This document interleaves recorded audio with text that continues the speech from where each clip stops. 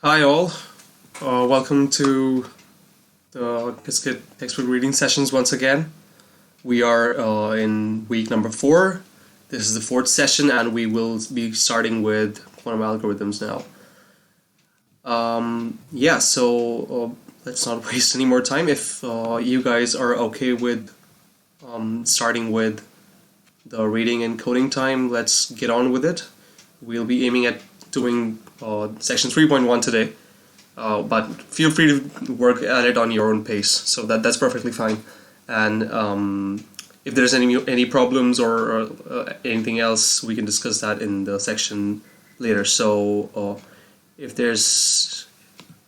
everything's good, if the chat's fine, let's start right now, and I'll resume the stream once again for discussion in 1 hour and 30 minutes from now. All right, I'll see you soon.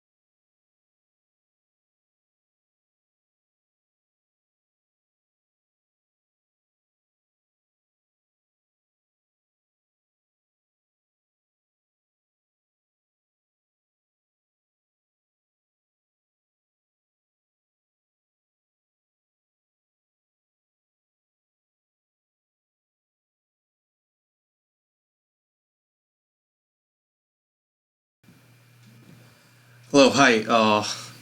Sorry that was on the wrong channel. I guess we're back for the discussion Hello? session now. Can you hear me?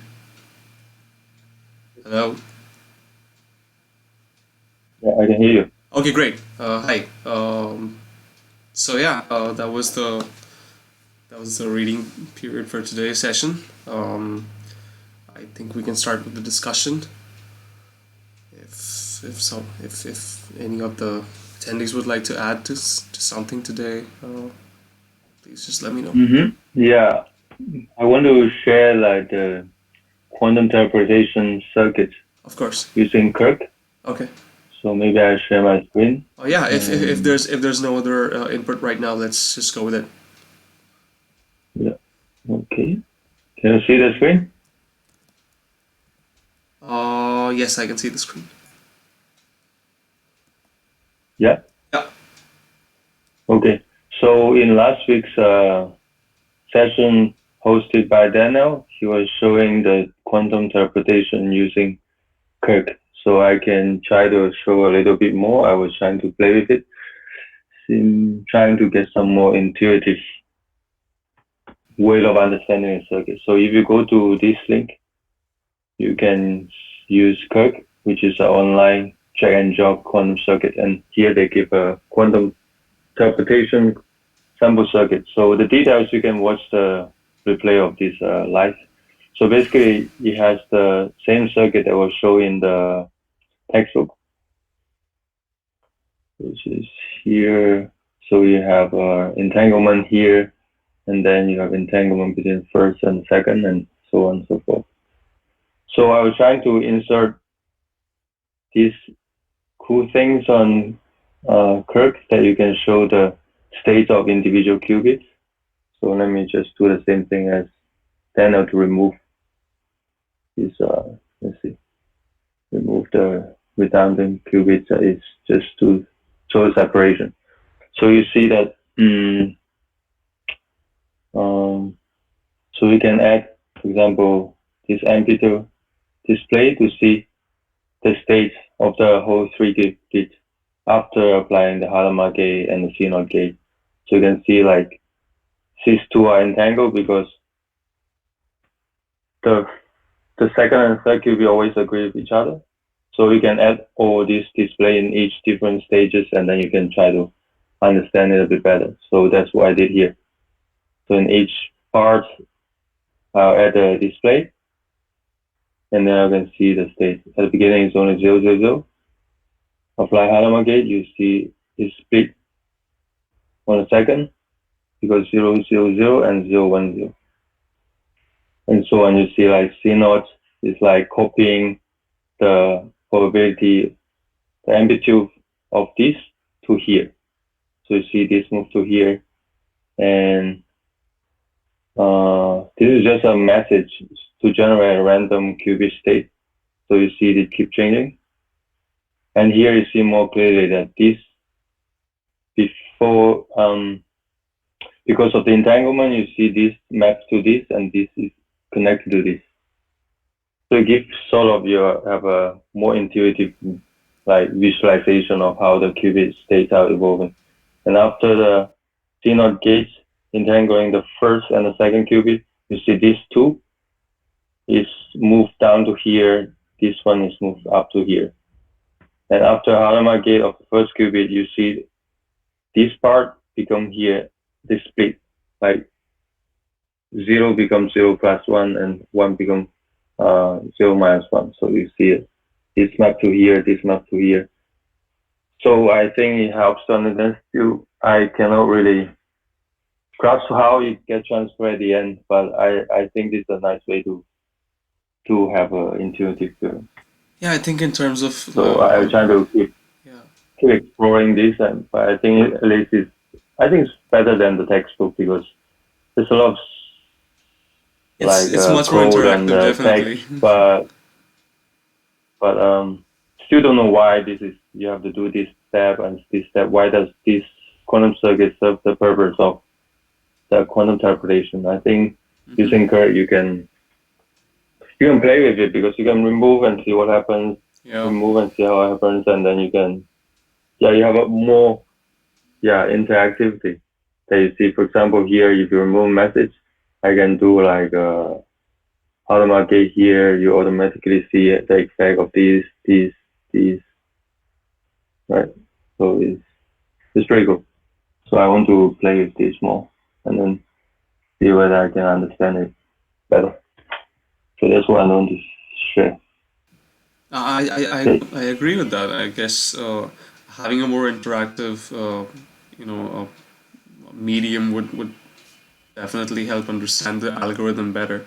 And since they already Mhm. have a template available, so anyone can go and play with that while also referring to the textbook. Maybe we can uh, improve upon the more textual stuff on the textbook, because I think there's a lot of as you mentioned before, there's a lot of text based stuff, and not really sure as to why that particular circuit is doing the work, whereas you can play around with the circuit in Quark and see what works and what doesn't.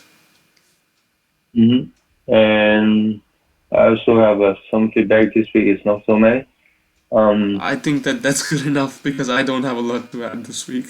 Thank you. So they're actually similar feedbacks that we should add more illustrations and quantum circuits when Hmm. we mention about certain This seems parts. to For be a general example, theme across all the chapters in yeah, the notebook. Yeah. yeah. For example, like here is you Yeah. say, I Agree. mean, the whole part of saying this, how the quantum teleportation works. Yeah. I think first might be helpful to just show some diagram or Alice and Bob and some schematics to Right. show how the qubit works and how which one is passed, which one is not passed, Okay. which one is doing measurement. I think will help. And then yeah, a quantum circuit. Of course, in the below is showing, but maybe here you can have an idea also. Um, and then yeah, I don't know why we need to introduce this secret unitary. I guess it was from the original literature introduced. From the paper This is that's just referenced, I guess. Yeah. the initial state in code. It can be anything, but Mm-hmm. they just give example. You grab and set, and then see whether block can decrypt. I mean, to get an actual state. So this can change, but Okay. it's not very clearly motivated to the Okay. reader why this and why is it called this name and why do we apply this specific state. Got it. And yeah, and also the results. It's not clear to me why this shows that the teleportation works. Wow, this is one cool thing about Kirk that you can clearly see. If you have this circuit, you see this block sphere representing the state of the first qubit, Right. and you see this is the last qubit, and Mm-hmm. you see them matching each other. That means the quantum state is indeed teleported to here. Right. So I think having something like this, you see like this one is no longer like evolving. You become just I don't know what it is last thing. So I think this would be more helpful to see this one really, and it's not copying. Mm-hmm. So Right. the information is transferred It's and is lost in the first. So right. it's much more obvious than I don't know That how do teleportation you is occurring. interpret. Right. Yeah. And for one good feedback though, I think I always say negative feedback, so I want to say something a bit more positive. Something Is more that constructive. Right. here you try to introduce the concept of deeper measurement. I think it's a Right. nice place to introduce it because I think in when I learned it, it was not very clearly motivated why this is necessary at all. But he is clearly showing that in a hard Mm-hmm. way we can't do it. So Yeah. that's why we need to introduce concept. And the nice thing is that it doesn't matter. Mm-hmm. It doesn't affect the results. Right. And in Kirk, he also says, let's see, here is with measurement defer because if you already measure this, the state will collapse on the first two, so the amplitude will be different. Exactly. So this is assuming the result is measured at the end Right. after. So I think it's a nice place to introduce this concept. That's nice. Um, yeah, and the reference, I think I mentioned in the first time, should always include open source Yeah. Mm-hmm. reference. And Again, more again, feel importantly, that. here is refer to a whole book. I think it would be nice to refer to Or a a specific chapter chapter or or a page number, right? Yeah. otherwise it's really hard to Agreed, refer to. I agreed. mean, you can always cite whatever thing and it points to the book. Of course, it's in the book, but where to find it? Yeah. So I think and here also saying that when the deferred measurement is introduced, while moving the gate allows us to demonstrate the teleportation circle on real hardware, it should be noted that some of the benefit is lost. But Okay. it's not clear what they mean, and they should elaborate on this. Mm-hmm. I guess the point was, I'm not sure, is that you need to measure to be able to because here is not actually a quantum circuit.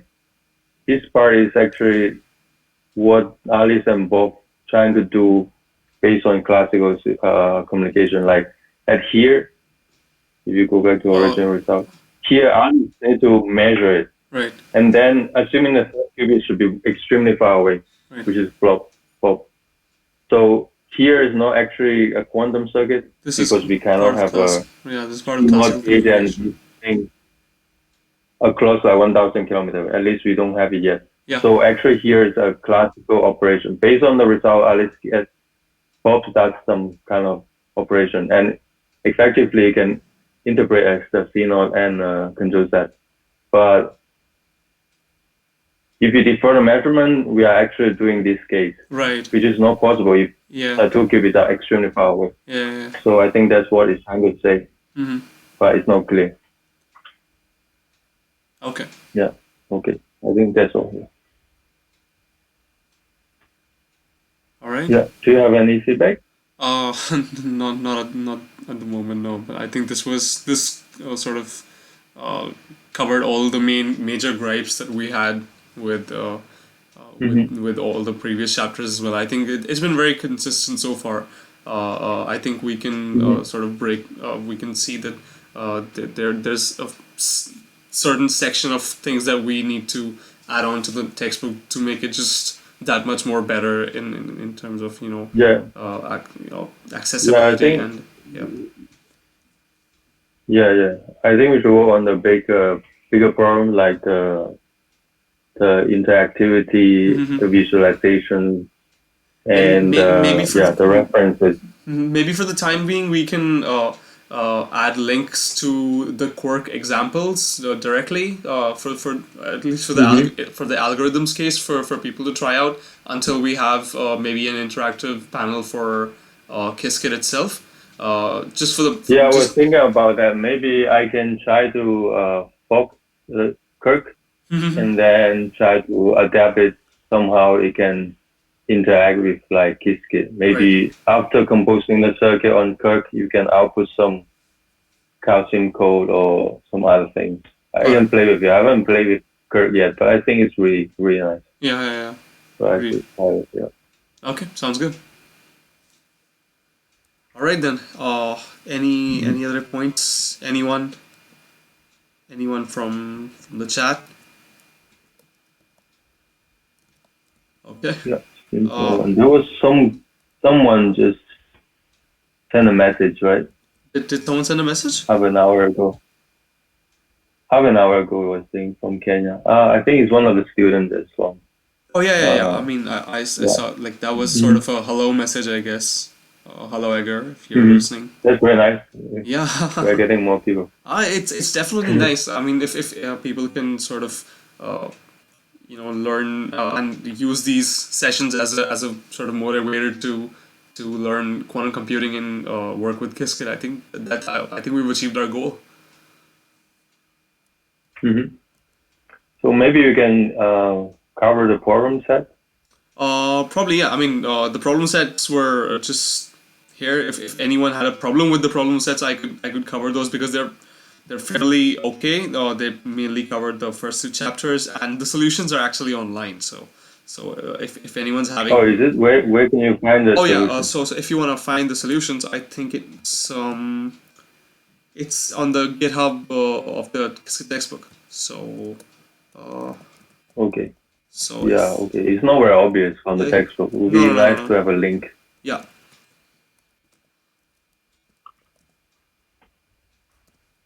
And Wait a second. yeah, I also have some little feedbacks, but just 1 or 2 points on So the if forum you side. if you have something, then let's go with that first. Maybe I can share my stuff later. Okay. Yeah, Yeah, just 1, 2 points. no problem. Like any additions are welcome. Yeah. So I don't see the point. I never understand the point why we want um, to realize classical logic gates using quantum circuit. What is the point here to, Maybe for it's to example, show universality of quantum gates, perhaps to show that we can you know we we can perhaps do don't whatever a need classical computer exactly can do? yeah. I mean a quantum computer can perform all sorts of classical calculations as well. Maybe that's sort of the end But goal it kind there. of defeats the point of showing that quantum computers are stronger, Right, because right, right. in here you can see that actually it takes more gates than Oh yes, you it have for classical gates, and I mean the quantum gates are definitely slower than the right, classical gates. right, So I see the purpose here is not so strong, right. but I assume might be in a more traditional university teaching, that assuming that you are familiar with the student are familiar with classical. Yeah, So by linking the new knowledge to the existing knowledge, maybe help them to understand. But for me, I think it doesn't really help very much because I'm not so familiar with this N or not. I mean, of course, they're okay. easy to understand, but Mm-hmm. I think they're just the same as you introduced me to X gate. Yeah. I don't need to know that X gate is a not gate in classical gate. Mm-hmm. I mean, I mean, I don't it see that. does. It might help in terms of some level of intuition, especially for people who are more familiar with a with a computer science background. So it might Yeah, could be, yeah. help. Yeah, Because I don't have that background, so I don't see the right, right, what's the right, point here to introduce even more concept that is right, familiar. right. It's just So extra stuff to work with. But and it's yeah. here also, if when they introduce the gate, would be nice to have the Hmm. truth table here, so Right, it's a right, bit right. more obvious.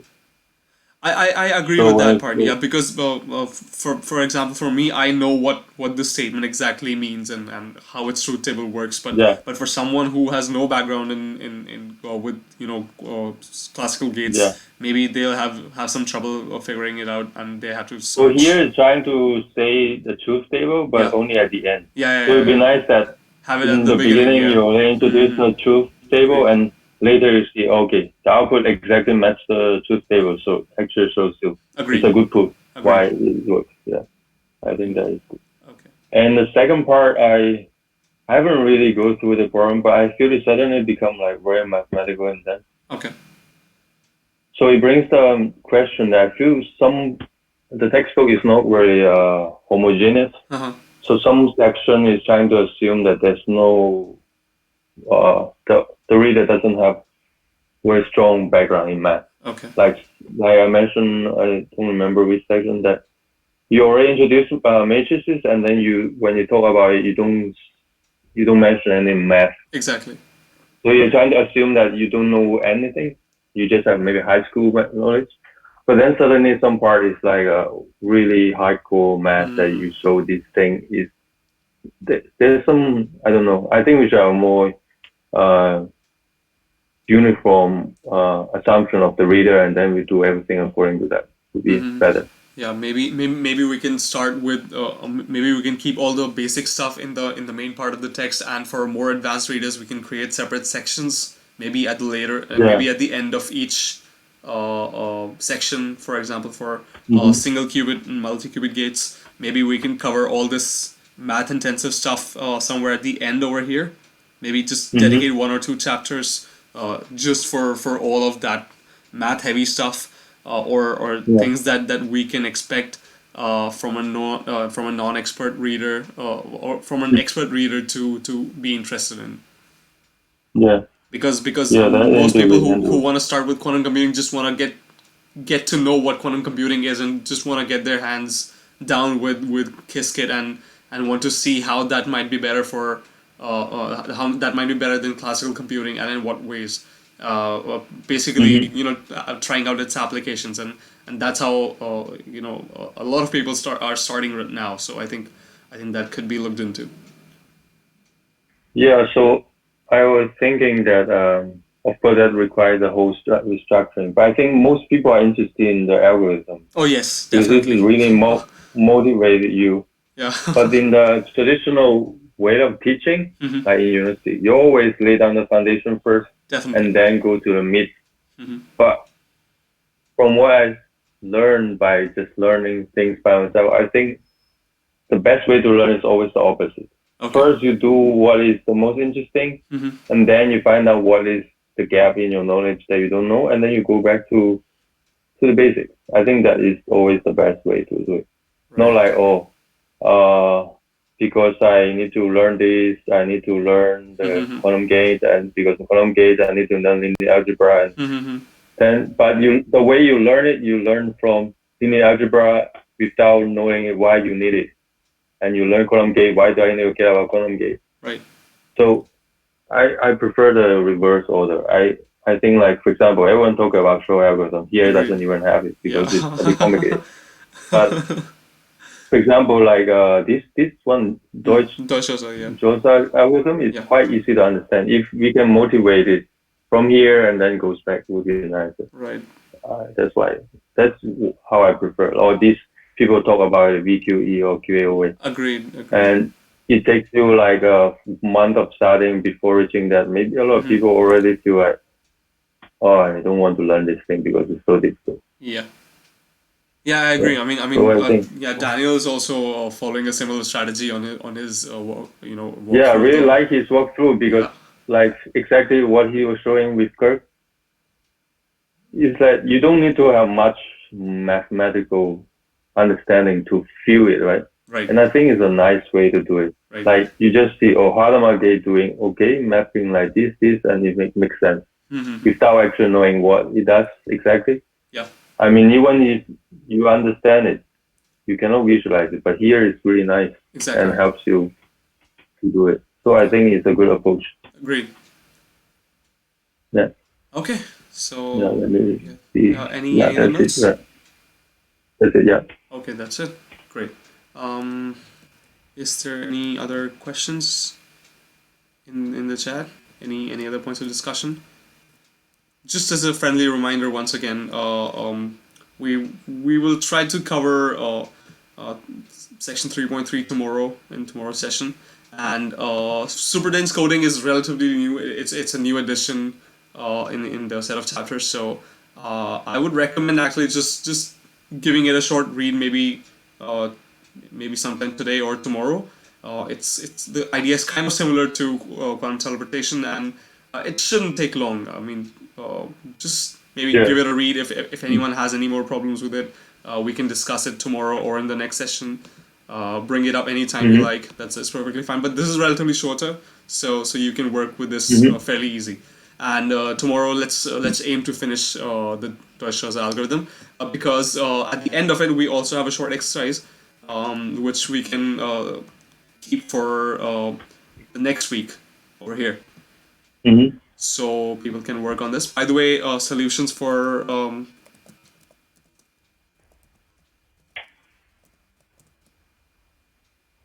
solutions for the previous set of problems is over here. If anyone is wondering, these are the problems, and here you can find the solutions if you're having more trouble. Mm-hmm. Okay, so just to show as an example,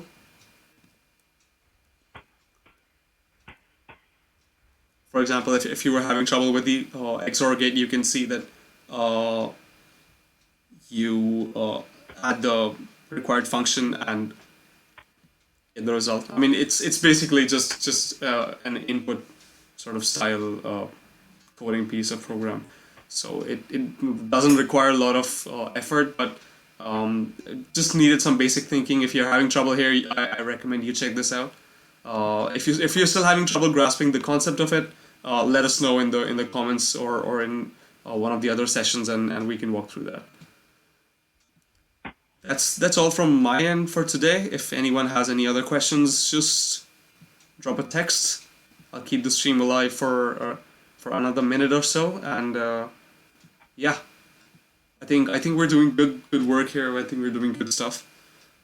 So tomorrow we are going to cover a different algorithm, right? Deutsch Yeah, tomorrow for tomorrow, like I'm aiming for the Deutsch algorithm. If anyone has any other suggestions or ideas, I'm open to that. Yeah. Like I said before, this is a very freestyle, study group. So we can set the agenda as per the needs of the majority. So that's perfectly fine. I'm just seems good. Yeah, I'm just following a set of schedule way of doing this. So yeah. Okay, so I think that's good for today. I think we got some really good feedback. Thank you once again for joining and for your suggestions. I really appreciate it, and thanks again to everyone who is watching the stream right now. I hope to see you in the next session, and take care, guys. Have a good week. Thank you. Have a good weekend. Bye bye. Bye.